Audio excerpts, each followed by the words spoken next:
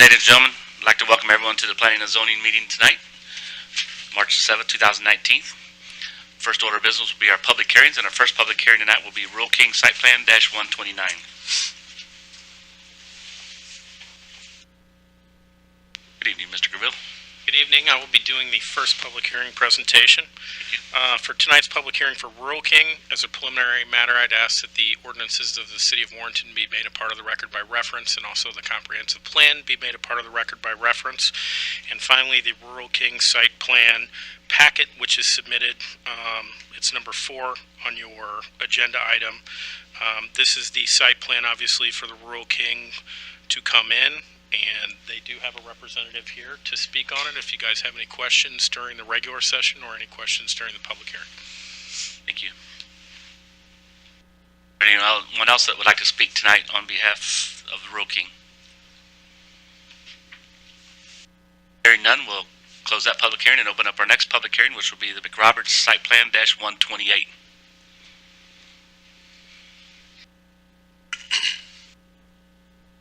Good evening, Mr. Graville. I'm sure you guys are glad to see me again. Yes.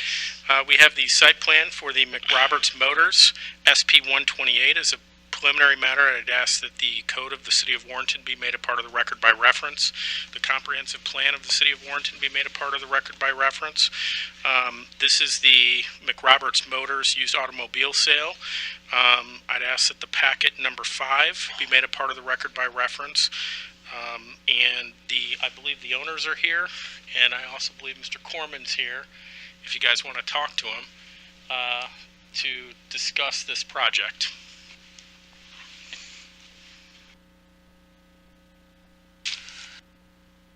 Anyone else like to speak today during the open public hearing? Since Mr. Graville already introduced me, but for the record, Bart Corman with Lewis and Beatty Surveyors and Engineers, here to answer any questions that you may have. We do have the owners here too. Thank you, Mr. Corman. Anyone else? Hearing none, we'll close that public hearing and open up our last public hearing for this evening, and that'd be the McRoberts Conditional Use Permit -62. Hello for the last time this evening. We have a public. I doubt that. It would hurt if it wasn't true. We have the McRoberts Conditional Use Permit. This is our last public hearing tonight. As a preliminary matter, I'd ask that the ordinances of the City of Warrenton be made a part of the record by reference. The comprehensive plan of the City of Warrenton be made a part of the record. And also the packet under number 6, which is the McRoberts Motors Conditional Use Permit, be made a part of the record. This is the conditional use permit for the used automobile sales, which is located as indicated in the packet. And once again, the owners are here for this public hearing, and also Mr. Corman's here for this public hearing. Thank you, Mr. Graville. Anyone on speak against or in favor of this McRoberts Conditional Use Permit? Hearing none, we'll close our public hearings for this evening and open up the regular Planning and Zoning meeting. And the first order of business will be our minutes from the February 7th, 2019 P&Z meeting.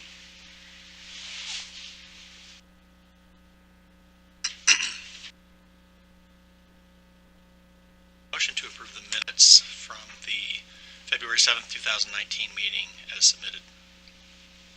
Second. A motion by Mr. Costello, second by Mr. Deach, to approve the minutes as submitted from the February 7th, 2019 meeting. Any other comments or questions? Roll call vote. Mr. Holt? Yes. Mr. Costello? Yes. Mr. Deach? Yes. Mr. Cullum? Abstain, I was absent. Mr. Barton? Yes. Mr. Durbin? Yes. Mrs. Blondin? Yes. Mr. Cooper? Yes. Mr. Priest? Yes. Mr. Taylor? Abstain, I wasn't here. Motion passes 8-0 with 2 abstentions. And before we open up the next order of business, we would like to welcome Mr. Richard Taylor to our commission. Welcome aboard. This is his first meeting, official meeting, so glad to have you, sir. Thank you for your service. All right, next order of business will be the Warrenton High School Alumni Cornhole Tournament. Special Events Permit -39. Step to the podium, state your name, ma'am. I'll send you all alone, it looks like. My name is Julie Myers, and I'm with the Warrenton High School Alumni Association, and we are asking for the use of the fairgrounds for our third annual cornhole tournament. All the funds that are raised there go towards scholarships for our seniors. And in addition, we do also do a grant for our, that goes as well.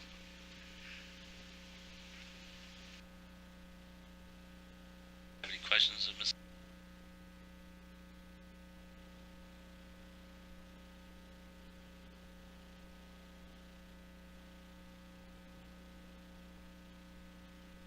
Any motion?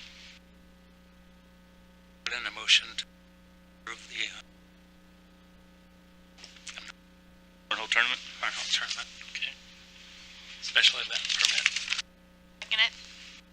We have a motion by Mr. Cooper, second by Mrs. Blondin, to approve the Warrenton High School Alumni Cornhole Tournament Special Events Permit -39. Any other questions or comments? Roll call vote? Mr. Priest? Yes. Mr. Holt? Yes. Taylor? Yes. Mr. Costello? I'm going to abstain. The representative here tonight works on my business. Mr. Deach? Yes. Mr. Cullum? Yes. Mr. Martin? Yes. Mr. Irvin? Yes. London? Yes. Mr. Cooper? Yes. Motion passes 9-0 with one abstention. Next order of business will be the Warren County Fair Association's proposed 2019 special events. And as we start that, I'll leave the dais as I always do. I have a business relationship with the Warren County Fair Association. Costello? Someone here to speak on behalf of the Warren County Fair Association tonight?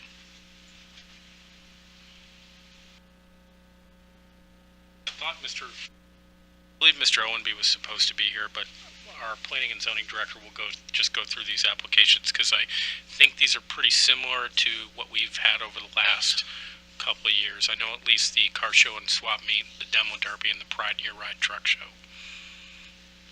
Special events, or special event number 40 is the car show and swap meet, and that will be April 7th, which is a Sunday from 7 a.m. to 4 p.m. And as you can see in your packet, they kind of detail what it is intended to do.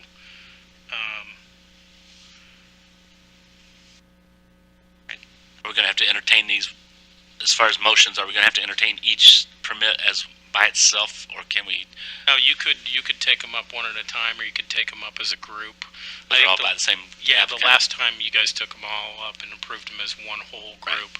Or if there's one that you want to speak with Mr. Owenby about in detail, you could maybe, pass that one to the next meeting if there's questions. Okay, we'll go ahead and let Mr. Fick finish all of them, and then we'll ask any questions of the board that they have. All right, special event number 41. This is the demo derby, and this will be Saturday, 5/18. This is 2 p.m. to 11:59 p.m. Special event number 42. This is the All Breeds Fun Horse Show, and there is actually multiple dates on this. And this is June 1st, July 20th, August 17th, September 14th, October 12th, and October 19th.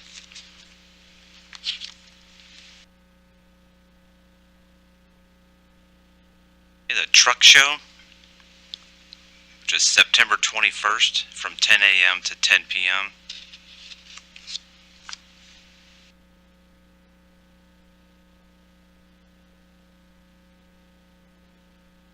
Okay, Is it?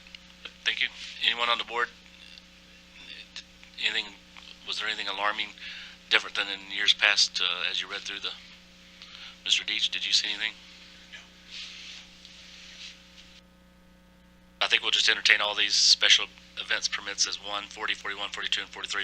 We'll lump them all in the same one since it's the same applicant.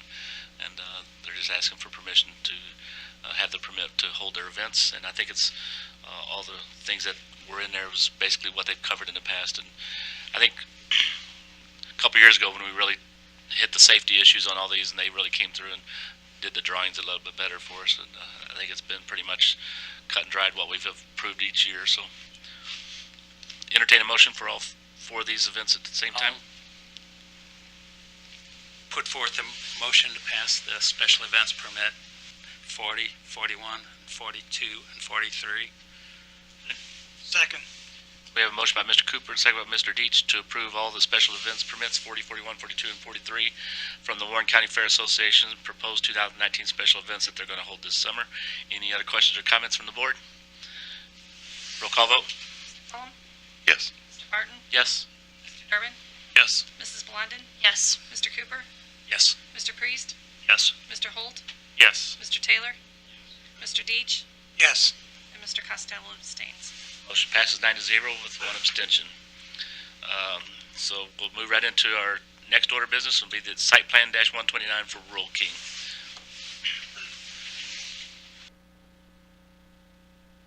Just step up and state your name, sir, for the record. Hi, I'm David Sheldon. I'm a civil engineer. I'm here on behalf of Rural King, and as was mentioned, proposed site over on Veteran Memorials Parkway. It's about a 90,000 square foot retail building just west of the outlet mall, and parking lot, drives, and detention pond. And I'm here to answer any questions that you guys might have.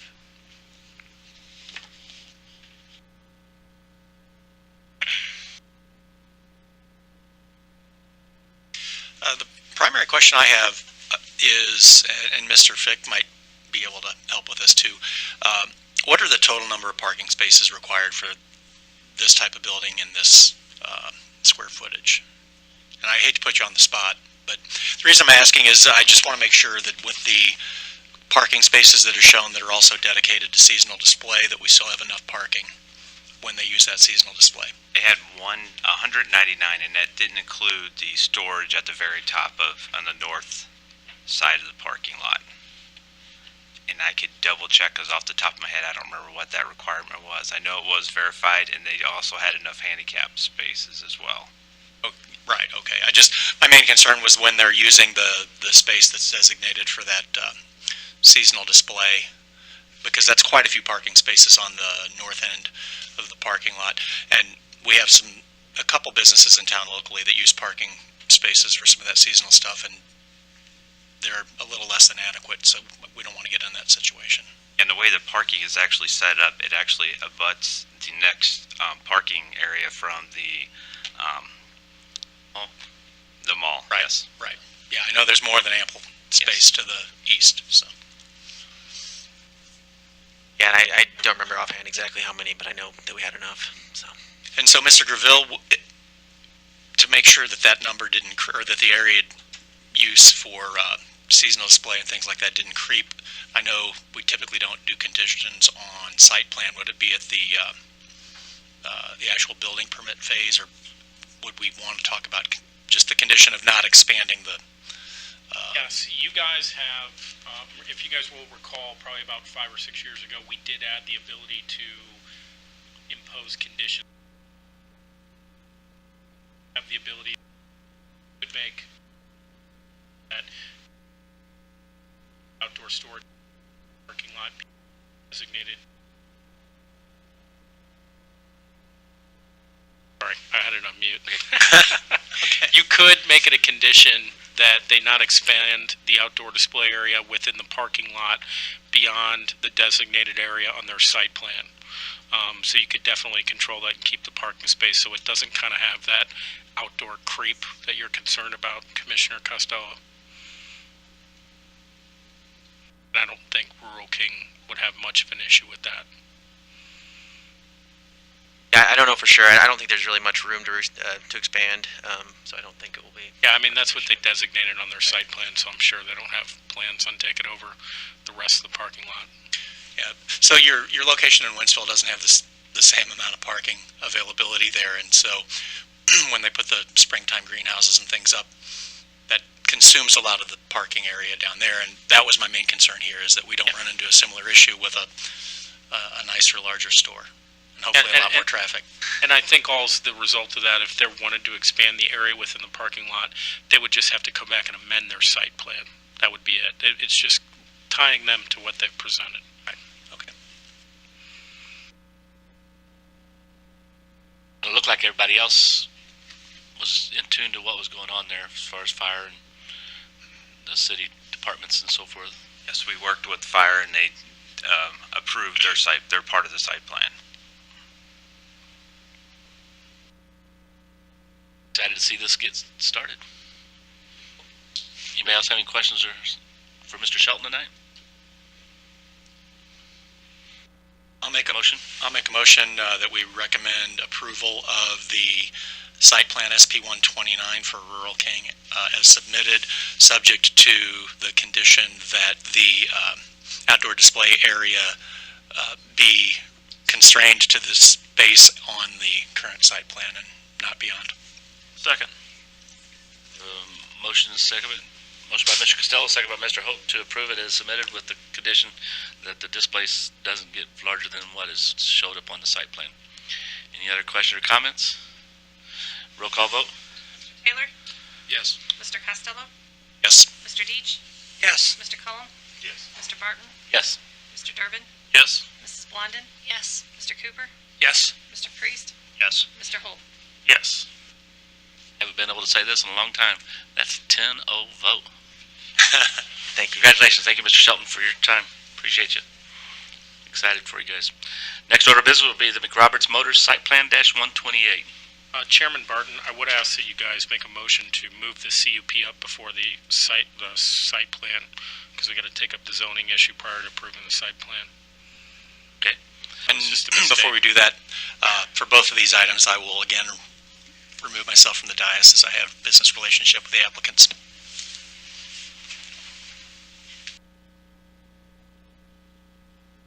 Motion to switch of the two. Okay, so we need a motion to do that. So moved. Mr. Deitch made a motion to, and Mr. Holt seconded to swap from the conditional use permit up in front of the site plan. Any other questions or comments about that? As stated by Mr. Graville, roll call vote? Deitch? Yes. Mr. Cullum? Yes. Mr. Barton? Yes. Mr. Durbin? Yes. Mrs. Blondin? Yes. Mr. Cooper? Yes. Mr. Priest? Yes. Mr. Holt? Yes. Mr. Taylor? Motion passes 9-0 with one abstention. So next order of business will be the McRoberts Motors Conditional Use Permit -62. Mr. Corman, the floor is yours, sir. Thank you again. For the record, Bart Corman with Lewis and Beatty Surveyors and Engineers. The conditional use site, along with the site plan, is presented here. It's on a 1 acre tract. Motor vehicle sales is a permitted use. The conditional use request is for motor vehicle service and repair. The building, as you see, has 3 bays out the back side there so that they can repair vehicles and or wash them, things like that, before they sell them. So that's what it's for. That's what we're going to have to get the conditional use for. Has 17 parking spaces, 16 are required for both uses, and a sales lot up front. Answer any other questions that you may have.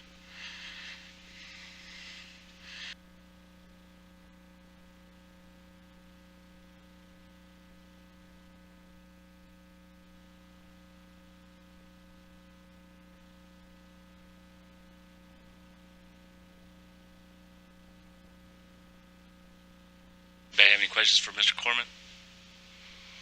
And this met everything else, Mr. Fick? Yes, sir.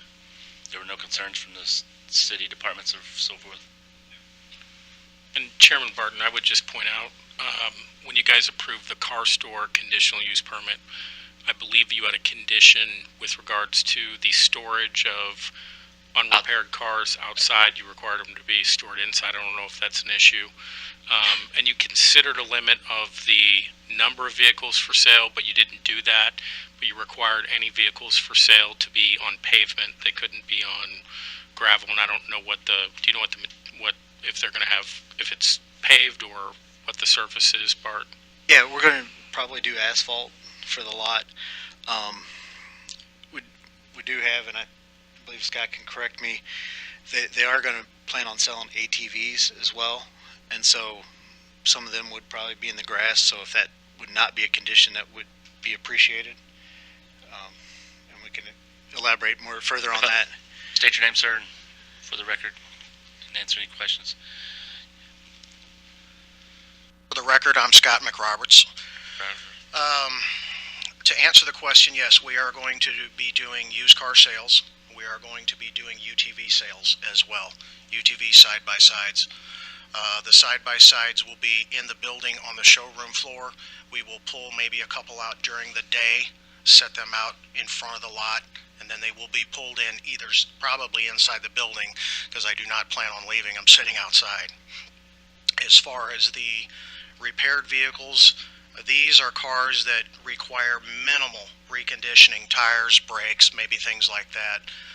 They will be inside the building during the repair process, or they will be behind the building in a gated area. So What Mr. Graville said is, in past, when we've done these types of businesses, our biggest concern is from the roadside viewing derelict cars or whatever that are distraction to the community side. right, And so forth. there won't be that. In fact, we went so far as when we designed the building, we turned the building around backwards because I wanted a bays faced away from Veterans Memorial and faced away from 70. And not that we're going to have junk pile up, because that's not the way I do business. But I still think that when we make this motion, that's not a bad idea to put it in there, that the condition says that there will be no, I don't know what the proper term for that. Well, I think what we did, and I think the car store has turned out to be, car store was very unique because you could see it from pretty much every angle. Everywhere. But I think it's turned out to be a very clean-looking automobile repair. And I know there was some debate at that time. There was debate about the sidewalk, but I know one of the big things that was important to planning and zoning at that time was limiting the visibility of junk autos, because That's a good word. this runs with the land, and you may have a great business owner now, but he could sell the business a year from now, and you may not have somebody that's as diligent as Mr. McRoberts. So, it sounds like you could probably do it one of two ways. You could limit the number of repair vehicles that are on the property. Are you getting these from like auction and doing repairs to them? I don't get them from an auction, but I get them from Enterprise. Oh, That's okay. my main Yeah, source. well, those are usually in really good shape, like They fleet are. fleet They're very- vehicles or something. Minimal reconditioning has to be done to them. You could put a limit on the number of repair vehicles that are on the property. That may be unrealistic, but you could definitely make it, any repair vehicle to be either inside or screened from the roadway. I don't know if there's, what other local businesses want to see with regards to those repair vehicles. But that, I think, because the problem with the car store was they had that little building, and they were going to do the repairs behind it, and, you guys restricted it from not being visible, and I think it's turned out to be was a good idea. But I think you could, so is it my understanding you're going to have the repair vehicles in an area that will be screened from the public? Well, yes, there's going to be a fence back behind, kind of in line where the square portion is the office portion. Can you show us, Bart, on there as he describes it? So we got a fence right here.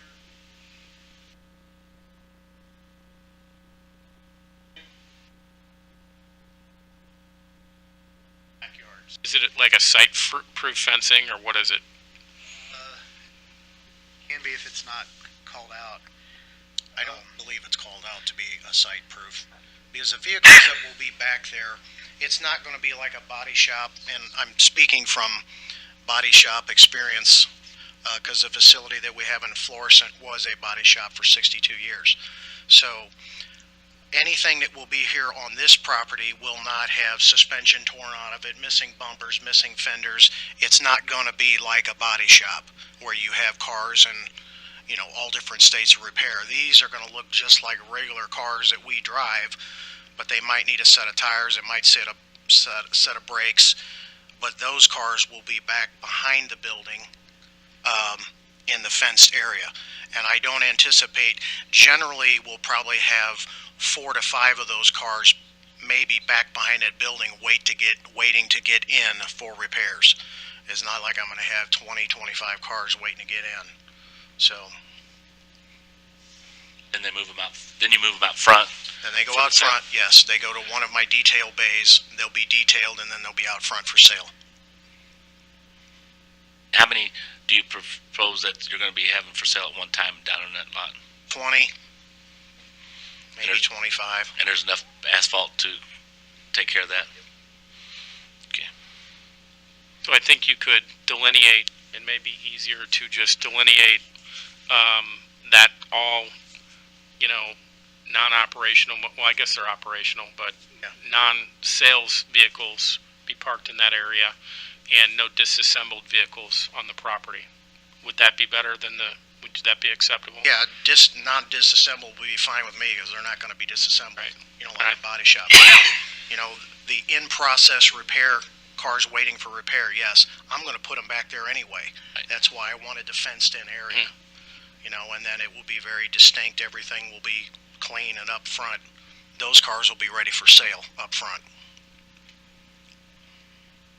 I think you could, non-sale vehicles in the fenced area and no disassembled vehicles on the lot, and it probably keeps it clean, and we can deal with code enforcement if there's a problem with it.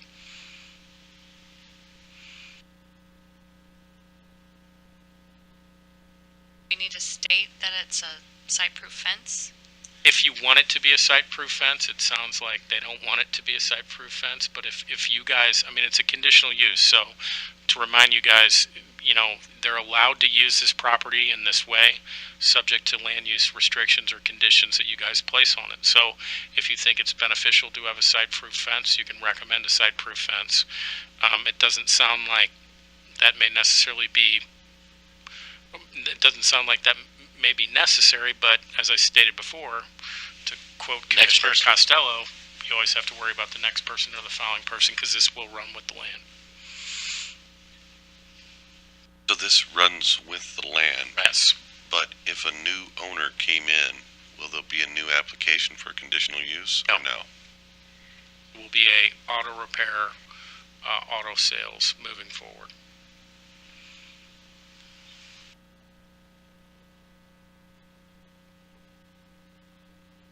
And if I may say, our number one vision for this business is car sales first.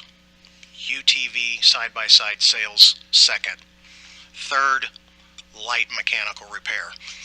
And the light mechanical repair is pretty much strictly repairing the sale cars that we have, and we might take in some light stuff, oil changes, maybe minimal things like that, possibly. That's the reason. no heavy collision repair. No, we don't do collision. No, nothing like that. And I think that'll be addressed with the no disassembled vehicles. And, the more I think about it, you may not want a site-proof fence there because it may create a situation where you can hide a lot that we will not be able to enforce that no disassembled vehicles. And the only other question I had is the UTVs, people will not be able to take those for test rides on the property, correct? On my property? Yes. I can probably maybe drive them through the parking lot. I don't know where else they're going to test drive them.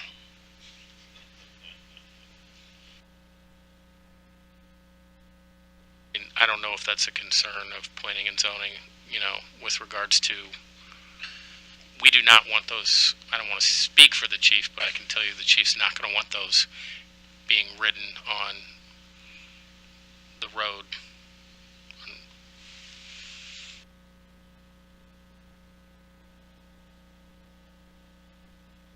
You got an answer for that, Bart? Not much. It's not a low-speed vehicle, Bart. Right. Do the UTVs, is there already a code ordinance restricting them to be on a public road? Yes. So they would already. Yeah, take but care it of would it be in nice for the owner to make sure that people aren't riding it on the road. Right. Now informed that there is a code against UTVs on the public road in Warrenton. So Progress Parkway, back there, they can't ride down that road, turn around and come back. I mean, if it's a city road, no.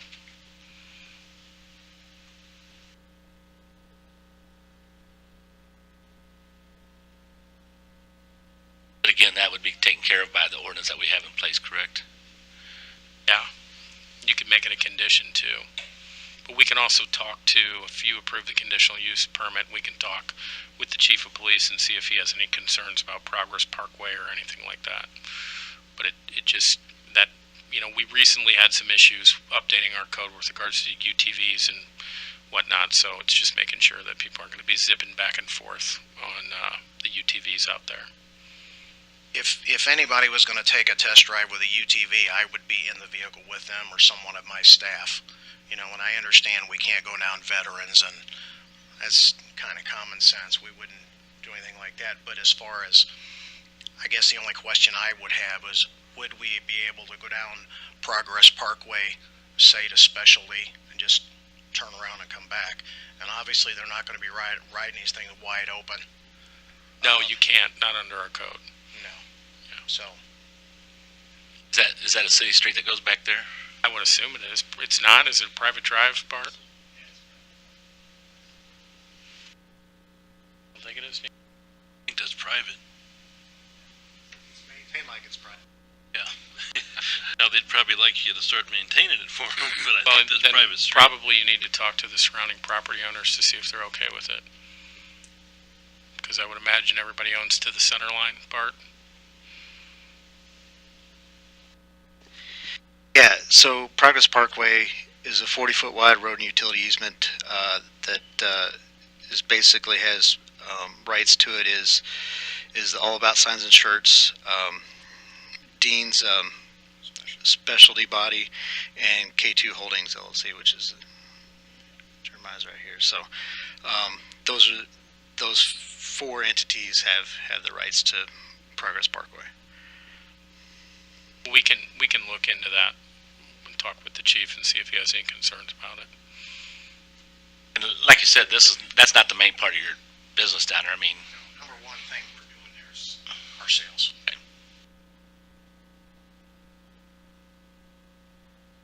I see both sides of the issues. I mean, I didn't buy my ATV without at least taking it for a spin around the building, to see that it's running or whatever. You don't have to go out and do a daily ride or something like that. You could, if that's the case, then you would make arrangements for them to trailer it somewhere to have that done anyway.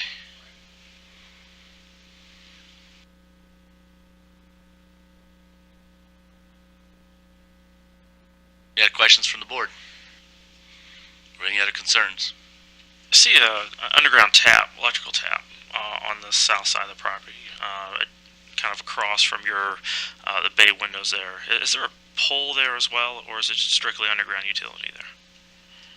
All right, so at the rear of the lot, sitting on the K2 Holdings is an Ameren pole, and about in the middle. Is that what you're talking about? Yeah, the underground electric service connection coordinate with Ameren. Yeah. So it's above ground to that pole, and so we're going to run underground from that pole. Okay. So we got to coordinate that with Ameren, but Ameren's had those lines there for a long time. So and that's where the original building that was on here received its service from. Okay, so that's going to be within that fence line. It's all going to be underground. Okay. So it's going to be below surface. So right. So that underground tap is usually attached to a pole. Is the pole itself within that fenced property? no, the pole is actually on the neighboring property. Okay. Okay.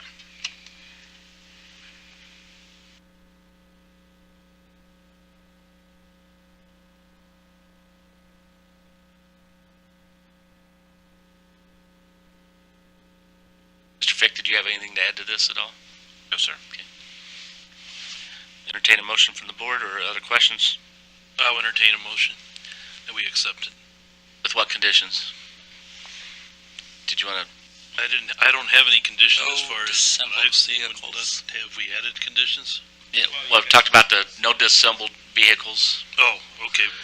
Like to make a motion for the McRoberts Motors conditional use permit to be passed with the conditional use that there are no disassembled cars on the premises. Those vehicles. And the ones that are not ready for sale would be in the fenced-in area. And the ones that are not ready for sale will be within the fenced-in area at the back, away from the 70 sight line. And like you said, you're going to keep them on the pavement up front with The finished vehicles, yes, sir, will be up front for sale. because you guys are adding asphalt down there is what you're saying.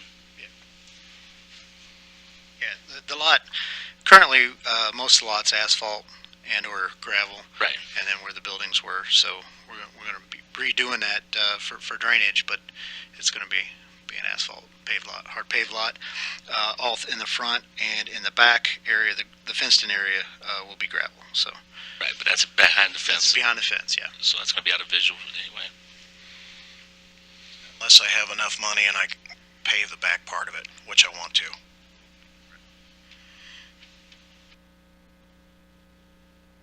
Just have to sell some more vehicles.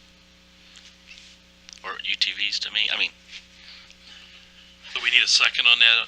Is that what we need? yes, did anybody have? Second. Did you want to second that, I'll make Mr. second. Cooper? Yes. Did anybody else have any questions though? Mr. Durbin, did you have any questions at all though? Okay. Did anybody else have any questions about the motion? To make sure we're all, Mr. Gravel, were you okay with that motion? Did you think you sounded okay? Sure, in the past, yeah. I appreciate that. Become a quality. Sure. Ms. Rue, did you get all that? Yes, it did, sir. Thank you, sir.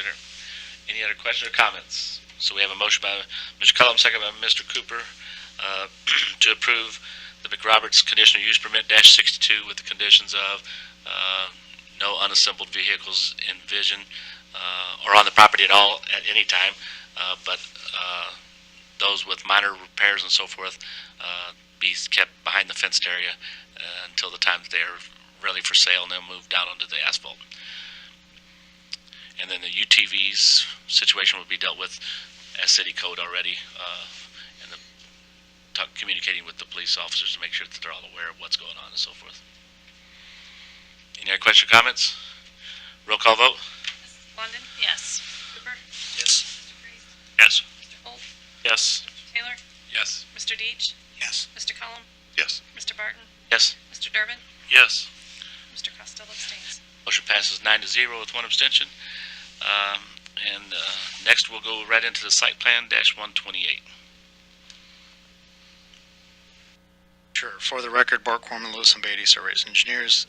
Site plan, kind of discussed that in the conditional use, but basically same discussion. Sales lot out front, parking around the building. 3 bays face away from Veterans Memorial, and the rear area is going to be fenced off. And I'll answer any questions anybody may have. And the lighting down there is going to be, I mean, I'm sure that's going to be important to you guys as a owner down there, that it's appropriate down there and so forth. Yeah, there's some existing sales lights there now. We're going to take those down and put up better ones, and then so there's some lighting on the perimeter, and then there'll be some lighting on the building as well. And again, the city all the people have looked at this as far as the departments go forth, and I didn't read about any concerns. Move we accept the McRoberts Motors Site Plan 128. Second that motion. I have a motion by Mr. Deitch, second by Mr. Cooper to approve the McRoberts Motors Site Plan -128. Any other questions or comments from the board? Hearing none, roll call vote. Mr. Durbin? Yes. Ms. Blondin? Yes. Mr. Cooper? Yes. Mr. Priest? Yes. Mr. Holt? Yes. Mr. Taylor? Yes. Mr. Deitch? Yes. Mr. Cullum? Yes. Mr. Barton? Yes. And one abstention, passes 9-0. And these all will come in front of the Board of Aldermen on what date? March 19th, March 19th. And that's at what time? 6 p.m. 6 p.m. Mark your calendar. 6 p.m. March 19th back here at City Hall. Thank you, gentlemen, for your time. Good luck. Thank you. Next order of business, we'll close the meeting and turn the floor over to Mr. Fick for any announcements. Do you have anything for us? The only thing I have right now is a subdivision, a re-subdivision, 3 lots. That's the only thing new, and that'll be This on. time? Yes. It's Anything else for the good of the group? Mr. Costello, you didn't get to talk much tonight. That's okay. Nobody wants to hear me. You look sharp. I just thought he showed up to show me his new coat. Any other questions or comments? Entertain a motion to adjourn. So moved. Mr. Deitch, second by Second. Mr. Costello. All in favor say aye. Aye. Thank you for coming out and have a good evening.